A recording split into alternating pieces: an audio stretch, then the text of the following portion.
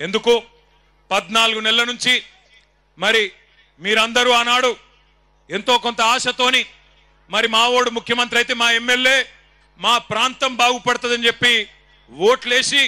గెలిపించుకుంటే ఈ 14 నెలల్లో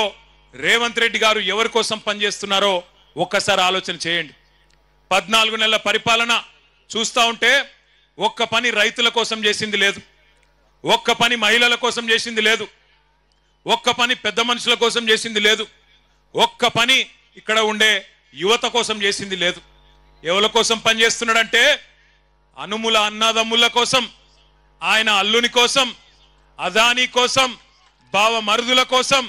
ఆయన కుటుంబ సభ్యులకు వందల వేల కోట్లు దోచుకోవడానికి ఇక్కడ భూములు గుంజుకోవడానికి మాత్రం బ్రహ్మాండంగా పనిచేస్తా ఉన్నాడు నేను ఇక్కడ బయలుదేరి హైదరాబాద్ నుంచి పరిగి మీదుగా ఇక్కడికి వస్తా ఉంటి తుంకిమెట్ల కాడ మనోళ్ళు జెండా ఎగిరేపించిండ్రు అక్కడ ఒక తమ్ముడు 2001 నుంచి ఉన్న ఒక తమ్ముడు చారి చచ్చిపోతే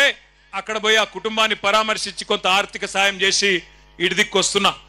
వస్తుంటే కోసిగి దాకా వచ్చేటప్పుడు మార్గ మధ్యంలో ఒక ఊరెదురొచ్చింది పేద బోర్డు పెట్టున్నది లగచర్ల గ్రామ పరిధి ప్రారంభం లగచర్ల గ్రామ పరిధి ప్రారంభం అని రాసున్నది మరి అప్పట్లో రేవంత్ రెడ్డి చెప్పిండు కదా ఇక్కడ మా కొడంగల్ భూములల్లా తొండలు కూడా గుడ్లు పెట్టాయి కదా అన్నాడు కదా మరి నిజంగానే ఇక్కడ తొండలు గుడ్లు పెడుతున్నాయా లేవా అని నేను మా సబితక్క నరేందర్ రెడ్డి అందరం అక్కడ దిగి చూసినాం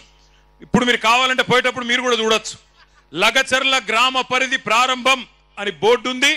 బోర్డు పక్కకే భూముల నిండా పచ్చని వరి పంటలు బ్రహ్మాండంగా మొత్తం ఇక్కడికెళ్ళి అక్కడ దాకా విస్తరించున్నాయి